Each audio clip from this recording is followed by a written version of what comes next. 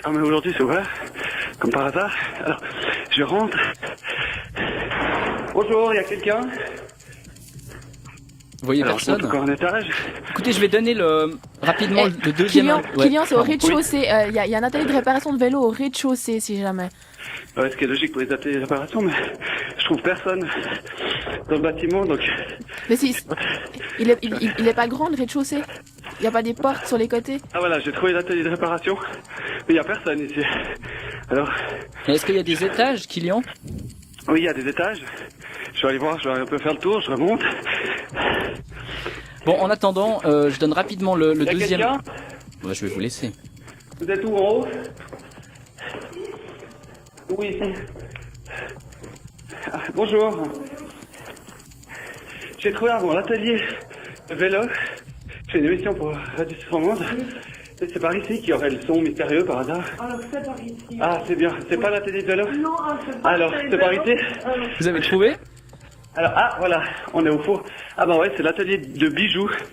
C'est la fraiseuse, c'est ça? Ou quelque chose...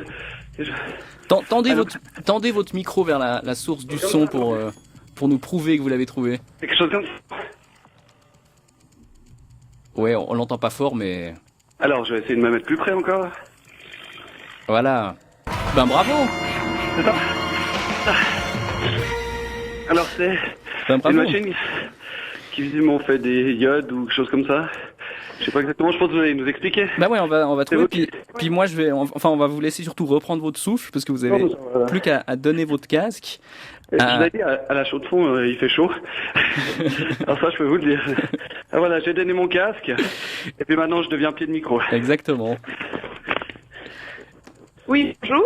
Oui, Julie John, vous êtes une des fondatrices de la locomotive et vous-même artiste. Avant de parler de ce lieu, de ce qu'on y fait, de qui on y croise, je vais poser la question bonus à Julie parce que là vous avez déjà marqué 2 points, mais l'équipe a encore jusqu'à la fin de l'interview pour répondre à cette question qui est à quoi et à qui servait cette maison avant.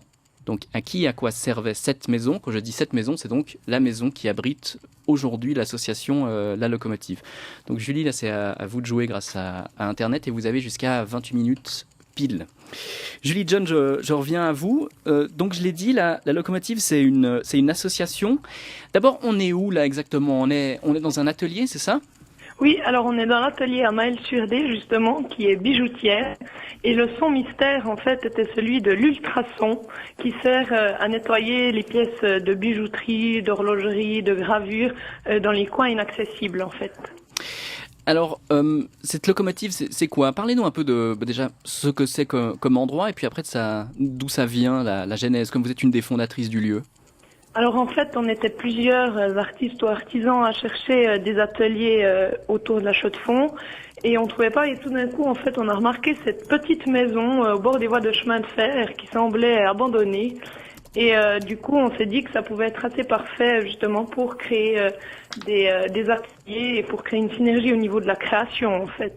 Ouais, parce qu'il faut savoir, c'est que cette maison, c'est vrai que j'y suis allé pour préparer l'émission, elle a vraiment son caractère. Déjà, elle est vraiment posée un peu au milieu de nulle part, juste à côté des rails. La maison Oui. elle-même, elle vous a un peu tapé dans l'œil? Oui, alors elle nous a beaucoup plu. Ouais, c'est vrai qu'elle se prêtait spécialement bien pour des ateliers parce qu'il y a plein de pièces comme ça séparées qui ont des dimensions assez bien pour des ateliers. Ouais. Alors vous dites atelier, il y a quoi? Il y a que des bijoutiers, que des peintres? On trouve qui dans ces différents ateliers? Alors il y a un illustrateur, 2 peintres, un graveur, une bijoutière, une personne qui est plus dans le cinéma, enfin moi qui suis plasticienne. Enfin ça touche vraiment à plein d'activités. Il y a aussi un sculpteur sur bois, enfin il y avait quelqu'un qui faisait de la bande dessinée aussi. Et enfin voilà, ça me ramène vraiment beaucoup d'activités.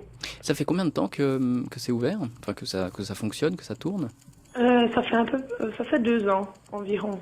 Mais est-ce que vous vivez sur place ou c'est vraiment des ateliers? Non, alors c'est vraiment là où on travaille, c'est-à-dire que non, il n'y a personne qui y vit, c'est vraiment des ateliers. Et on a aussi créé justement une galerie rez-de-chaussée pour pouvoir montrer un peu ce qui se passe dans la région au niveau des artistes et tout ça, pour pouvoir organiser des expositions.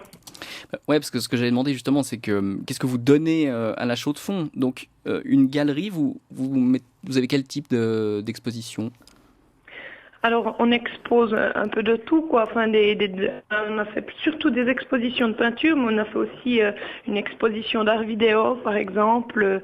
Et il y a eu une performance aussi. Enfin, il y a vraiment différentes choses. En fait, on est ouvert vraiment à toute proposition d'artistes ou autres qui sont intéressés à exposer ici. Ah, ça veut dire que la galerie est pas seulement réservée aux artistes et artisans qui sont à la locomotive? Non, absolument pas. Non, on est vraiment ouvert aux autres aussi. Et puis, est-ce que vous avez une exposition prévue? Enfin, je sais que vous avez une exposition prévue. Est-ce que vous pouvez nous en dire 2 mots? Oui, alors à la rentrée, le 5 septembre, ce sera une exposition collective donc, qui s'appellera QCH Cube. Il y aura 55 artistes en fait qui vont y participer là, qui viennent autant de Genève, Lausanne que La Chaux-de-Fonds, quand même en majorité de La Chaux-de-Fonds. Et c'est une exposition donc où chacun a été invité à créer une boîte où l'intérieur de cette boîte est complètement libre et que le spectateur il pourra découvrir en fait au travers d'un Judas. D'accord. Et ça, donc une boîte, c'est quoi l'idée, hein? C'est un peu parler de l'intrusion, de l'intimité, titiller le voyeurisme des gens?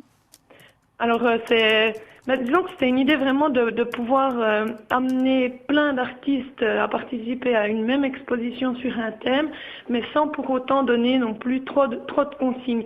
Donc ça nous permettait de pouvoir vraiment accepter beaucoup de monde, en fait en donnant des dimensions maximales pour une boîte justement, et d'avoir en même temps vraiment plein d'univers artistiques à l'intérieur de ces boîtes en fait. C'était un peu ça le but. Cette exposition, elle est encore ouverte à des artistes ou c'est fini si quelqu'un avait tout un coup? Alors non, les inscriptions sont malheureusement finies pour des questions logistiques. Puis comme je vous dis, il y en a déjà 55, donc ça fait déjà beaucoup. Donc là, malheureusement, on n'a plus d'inscriptions pour participer à l'exposition, mais tout le monde est bien sûr invité à la visiter du 6 septembre au 1 novembre. Si je suis un jeune artiste qui n'a pas tellement de moyens, mais qui aimerait bien avoir son atelier à soi ou travailler, et puis j'habite dans la région, il y a encore de la place. Julie John, vous qui êtes l'une des fondatrices de la locomotive et artiste. Alors, à l'heure actuelle, ils sont tous loués, mais enfin voilà, on sait jamais, peut-être dans un avenir proche, il y en aura un qui se libérera ou quelque chose. Dans tous les cas, si quelqu'un est intéressé par louer un atelier ici, il faut nous contacter et on prend les coordonnées au cas où il y aurait un atelier qui se libère. On contacte les personnes intéressées. Voilà, coordonnées qui sont bien sûr sur notre site chrono.rsr.ch et on arrive pile poil à la fin du temps.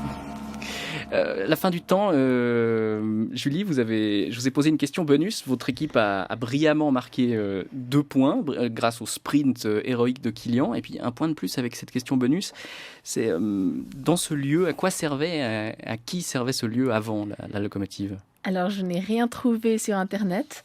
Donc, je vais essayer d'improviser. Je dirais, vu que c'est près de la gare, ça pouvait servir peut-être comme atelier de réparation pour les employés des chemins de fer, mais j'ai rien trouvé du tout. Voilà.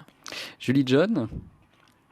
Oui, non, alors ce n'était pas un atelier de réparation des CFF. Je dois dire la réponse? Oui, volontiers, ouais. Oui. Alors, en fait, il s'agissait des dortoirs des cheminots. Une petite maison des CFF et c'était les dortoirs des cheminots. Et puis vous avez encore sur les portes d'ailleurs des indications qui... Oui, alors c'est vrai que Kilian, c'est ça, est arrivé essoufflé et tout. Il n'a pas eu le temps malheureusement d'observer toutes les portes et tout ça. Mais on trouve des indications, notamment dortoir traction 1 ici. C'est des petits indices comme ça, mais il fallait les chercher. Il n'a pas eu de chance, c'était difficile. Il courait trop vite. En tout cas, Julie, Kilian, félicitations pour cette première journée. Ça s'est plutôt bien passé, hein, Julie. Vous êtes sentie assez experte grâce à Internet. Oui, dans les méandres d'Internet, c'est pas toujours très facile. En tout cas, vous avez marqué 2 points sur les 3. 2 points par jour, ça fait quand même déjà une bonne moyenne, je dirais. On se retrouve demain dans un autre lieu, à l'EPFL, dans le canton de Vaud, qui est réputé pour être un véritable labyrinthe. À demain.